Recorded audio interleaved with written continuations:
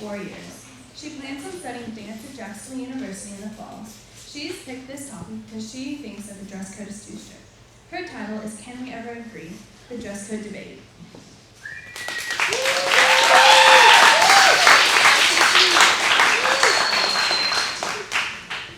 This senior from New York chose her quote as a joke. Most of her peers chose quotes from historical figures or celebrities. Victoria DePaulo went with, "I'm sorry, did my shoulders distract you from reading this quote?" This will set the stage for my speech today, the dress code debate. In an educational film from 1957 for Hicksville Junior High, students are shown in two groups, those wearing acceptable clothing and portraying good behavior, and those wearing clothing that is unacceptable for school. And you may have guessed it, those students are portraying bad behavior. David Hofferman, a filmmaker, looked at how the dress codes actually worked or didn't work for the students. He questioned their true intent.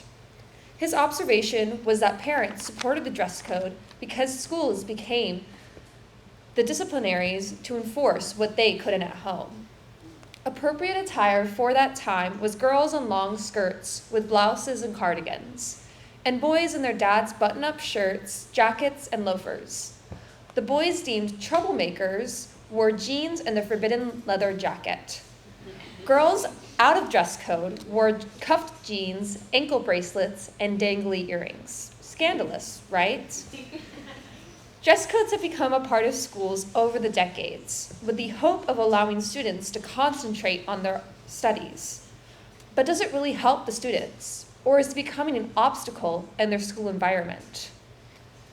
Shouldn't school be a place where you want to go, not a place where you are worried you will be singled out for what you are wearing? Richard Thompson Ford points out in his book on dress codes that millions of people in their daily work or school must conform to a dress code, and it doesn't stop at work and school. He points out that there are dress codes after hours in restaurants, clubs, and theaters. He gives the example of the laid-back coffee shop, Starbucks,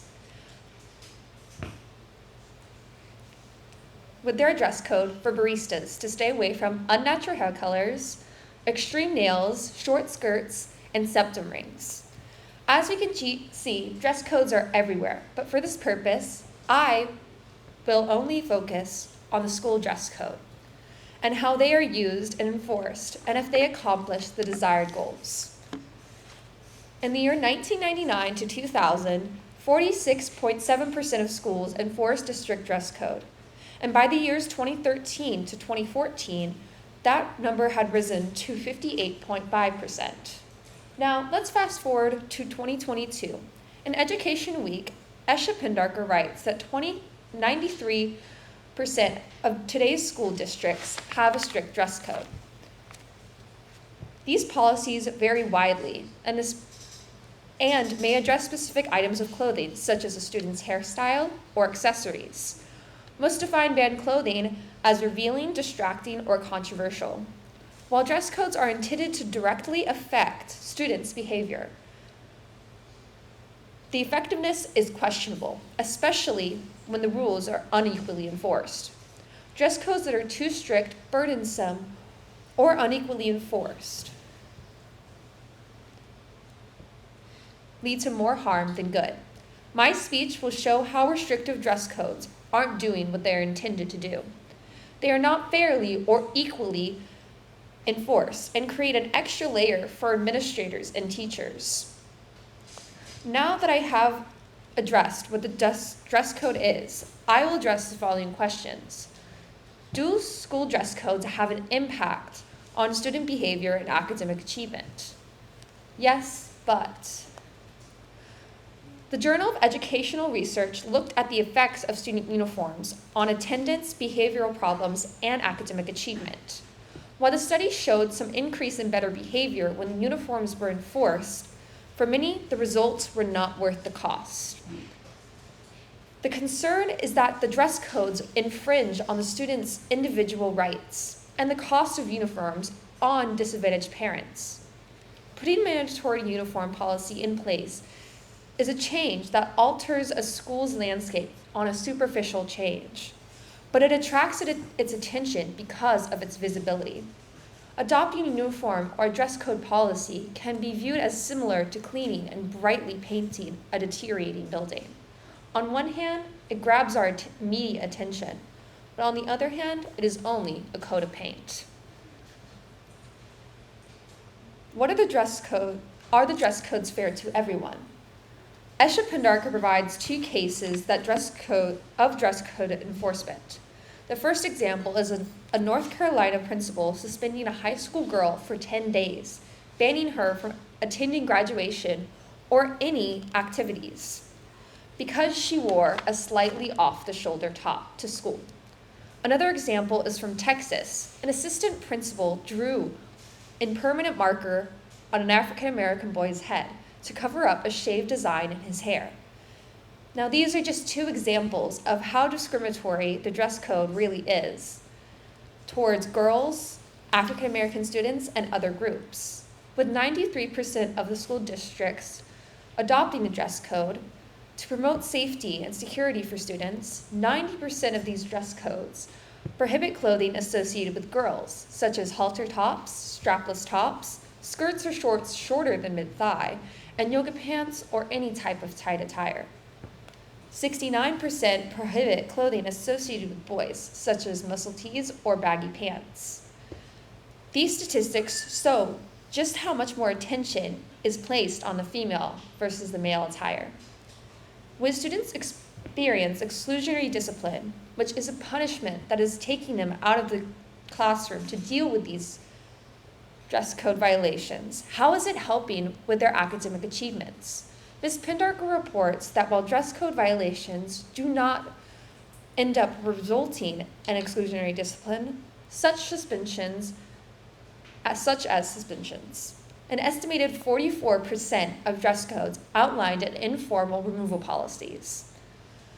Some of these consequences students may experience were the students being required to change clothing, getting detention, getting called out of class, or calling their parents or guardian. Ms. Alyssa Pavlesky, a school administrator from Illinois who has studied the dress code in schools, said, if we spend part of our day telling students you don't look the right way, you are not dressed the right way, you could be unsafe because of that hat or hood you are wearing, kids aren't going to feel loved or supported. Statements like these show just how much administrators want to boost their students, rather than tearing them down with a list of what not to wear. Ms. Courtney Madallan, an assistant professor at Syracuse University, says that schools need to consider the message they are sending to the students, and that dress codes shouldn't infringe on gender or racial stereotypes. We can't simultaneously criminalize or stigmatize people's culture and religious practices. In summary, dress codes should not infringe on this. It should not interfere with the education these rules want to improve.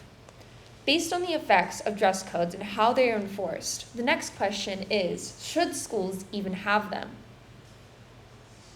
In University News, Scott Key believes that such dress code policies teach students that conformity is more important than adaptability, and the school dress code does not prepare young people for the workplace and its emphasis on flexibility and problem solving.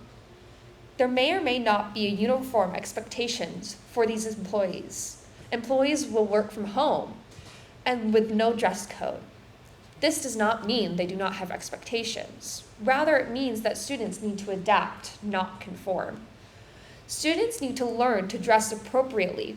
The school dress code teaches students that conforming and obeying authority is more important, and their individuality and the voice is suppressed. His position suggests that schools need to move away from conformability and to adaptability. Instead of suppressing students, schools should help them develop their individuality and their voice. This can help prepare students to adapt better and better prepare them for life after school. His stance is that dress codes have no place in schools. I would suggest a position that includes a more equal enforcement of dress codes. Scripture can be a great source to turn to. In 1 Thessalonians 4:4-5, we should learn to appreciate and give dignity to our bodies, not abuse it, as is so common among those who know nothing of God.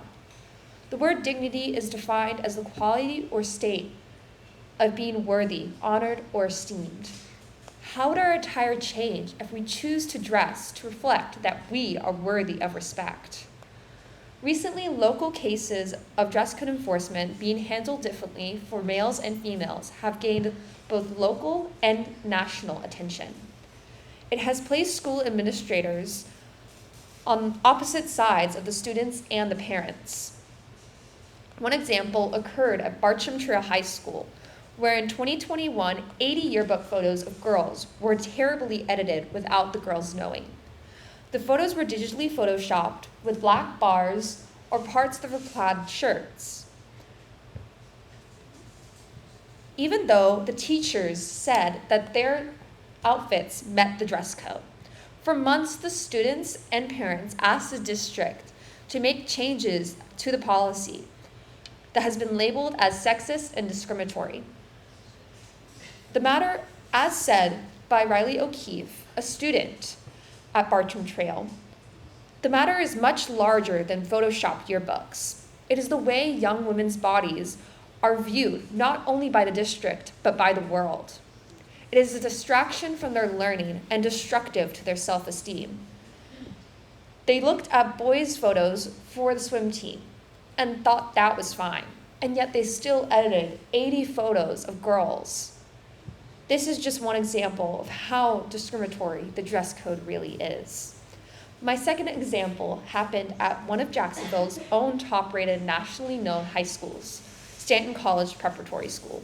In 2018, the school made national news for posters placed around the school, informing girls what to wear and what not to wear to prom. Dennis Smith Amos reported that the posters showed photos of a long, revealing dress with a leg slit, a plunging open back, or a V-neck in front. They were all labeled, "Going to Stanton prom? No, you're not." Another photo was of a body-hugging prom dress without those other features and was labeled, "Going to Stanton prom? Yes, you are. Good girl." Jennifer Whipley, a parent, thought that the dress code came late, was inconsistent and unfair. Why are they drawing attention to what girls can't wear instead of promoting values such as respecting each other, she asked. We can look at our own PEP dress code policy to see that reasoning behind having one and the specifics. As stated in the PEP Parent and Student Handbook, the purpose of the PEP's dress code policy is to teach students that not every type of dress is appropriate for every setting. Being Christ-like should always be our guide and how we choose to present ourselves to the world. However, PEP does not want to mandate how one defines modesty. PEP is not requiring us as students to wear a uniform. They are, however, requiring us to adhere to these standards. And as you can see, there are many restrictions outlined in our dress code, and ultimately, the parents would be called to bring a change of clothing. In our prom-specific dress code, the guidelines were addressing the girls having mini nos for strapless dresses, plunging backs, no front and fronts, no bare midriffs, and no short dresses. And there was only one encouragement for the men to please wear a suit or a tuxedo. Based on my experience, the very prom dress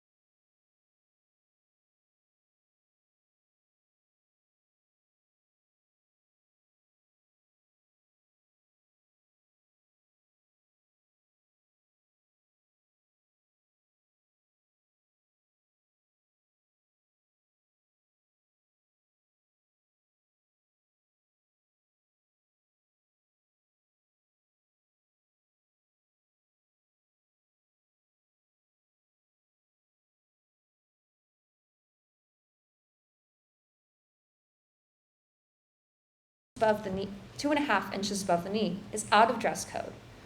Though it looks polished and professional, and would most certainly be office acceptable. Though we are not able to say how much time is spent enforcing the dress code at our PEP campus, we must consider the additional work administrators are tasked with to conform to these dress codes, diverting their attention from important work to serving as the dress code police. We've explored dress codes in today's school environment, from the why they are put into place to specific guidelines. We see the goals that administrators hope to achieve of the improvement of academic achievement and less behavioral issues. However, survey research on the effectiveness of dress codes is inclusive and mixed. From reviewing a variety of dress codes, it is clear that women bear the most scrutiny from these rules. When the dress codes are unequally enforced, motivation and morale of students is impacted negatively. What is the solution of the dilemma of dress codes? Can we ever agree to find some common ground on the dress code debate? The Journal of Social Psychology finds that clothing and perceptions are clearly related. People use clothing to make judgment about others. Studies show that people judge on contentment, confidence, and credibility in the first 12 seconds of meeting someone, influenced by the clothing worn. You have made a judgment about me here today, not only on what I am wearing, but on what I am saying as well. So how can we as students, and you as administrators, and our parents come together to solve the perceptions and divide on surrounding clothing rules? What are our next challenging steps to solve this complex issue? Let me suggest some things we can do immediately. First, there can be continuous improvement and reevaluating the rules surrounding our dress code here at PEP. At the end of each year, our administrators can reevaluate how the year has gone with the students. How many dress code violations were broken, and of what kind? Do we have statistics to review at the end of the year? Maybe there is a particular rule that is constantly broken and needs to be reevaluated. This rule could be too strict or hard to follow. The students need more education on the why behind these rules. Next, the dress code could be enforced more fairly, taking into account that females have more don'ts than their male counterparts. Proposing guidelines to help with students make decisions about dress code, how to dress for success, and modesty will be better received. What about bringing back the best dressed student of the month to encourage proper dressing and allowing the students to learn and discern what is appropriate for success? Finally, to lessen the burden of administrators enforcing the strict dress code, parents, you should play an important role in the guiding of your students in decision making about what is appropriate for the school setting. Together, we can move forward with these guidelines that don't feel so restrictive and still allow us as students the creativity and freedom to dress for success. We can continue to do better and reach the agreement on the dress code debate. Thank you.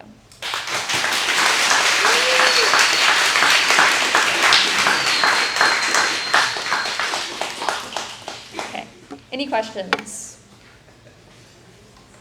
Yes. So you mentioned that women have like 90% of dress, or like 90% of the dress codes are targeted towards women, and only 69 are towards men. But God has created women with more that we need to cover than men. So, and then you mentioned like reducing women's like dress code restrictions to the same amount of men's. But is that actually glorifying to God simply because He created us with more that we should cover? So the question was, sorry, say it again. So, like, you just mentioned that there are more rules towards women than men in the dress code, but is it actually glorifying to God to reduce the amount of rules that are targeted towards women and have the same amount as men when we have more that we need to cover than men? So the question was, is it glorifying God to reduce the amount of dress code that women have towards, yeah. Yes, because we have more than we need to cover. Well, it is not really my job to deem what is not appropriate for the glory of God, but what would you wear to church? How can we say that wearing something to church is different than wearing something to a school setting? How is it different? We are allowed to wear dresses that are shorter than what we have here at PEP, the 2-inch rule, to church. So how are we able to wear the same thing we wear to church to school? Does that answer your question? Okay. Any more? Yes. So you listed a reason for there being these rules, like getting, making the students have better behavior. What would be some other examples of the reasons why those rules? Because at the end of your speech, you asked that question, but you didn't really answer. So the question was, what would be some other examples of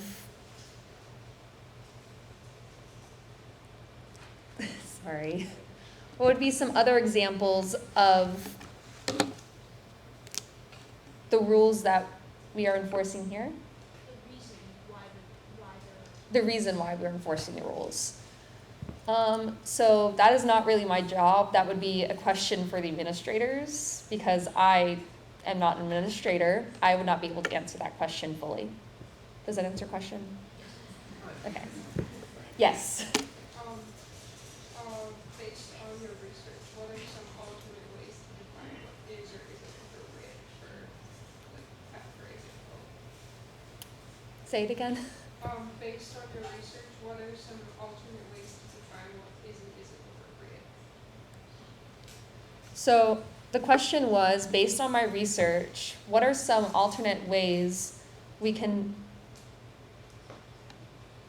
the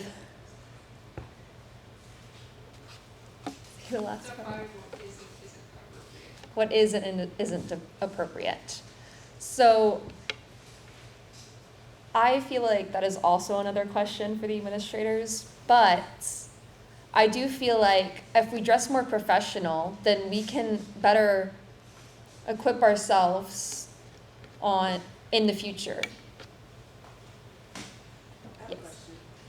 So, what do you feel is the parental role in helping young people choose what is culturally appropriate, situationally appropriate? What is the role of the parent in all of this? So the question was, what is the role of the parent in all of this? So I believe the role of the parent is to teach their students or teach their children that every dress is not appropriate for school and the workplace. It is not really the school's job to teach the students what is modest and what is not modest. It is more or less the parents' role to do that. Does that answer your question? Yes, it does.